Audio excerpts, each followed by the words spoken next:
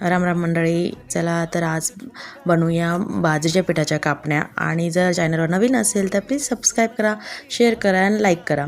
आणि याच्यासाठी ना मी एकदम अचूक माप सांगणार आहे, तर प्लीज व्हिडिओला स्किप न करू, शेवटपर्यंत बघा.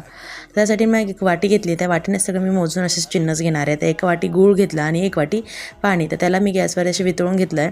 गूळ वितळा की गॅस बंद करायचा, आपल्याला पाक वगैरे नाही करायचा. त्याच वाटीने मोजून मी एवढं 2 पीठ बाजरीचं पीठ आणि अर्धी वाटी गव्हाचं पीठ असं घेऊन थोडंसं मीठ टाकून मळून घ्यायचं आहे. आणि 10 ते 15 मिनटं साईडला ठेवायचे आहे रेस्टसाठी. नंतर त्याला अशी पातळ किंवा पातळ पण नाही, मीडियम साईजमध्ये आपल्याला चपाती अशी लाटून घ्यायची आणि तुम्हाला हवे तशा आकारामध्ये तुम्ही त्याला कट करू शकता. इथे मी त्याला डायमंड शेपमध्ये म्हणजे शंकरपाळ्या शेपमध्ये कट करत आहे.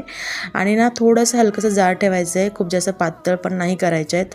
आणि मग त्याला गरम असे थोड्याशा तेलामध्ये छान असे मंद आचेवरती छान असे बनवून घ्यायचे आहेत. आणि ते आपल्या कापण्या तयार झाल्या आहेत. व्हिडिओ आवडला असेल तर नक्की शेअर करा.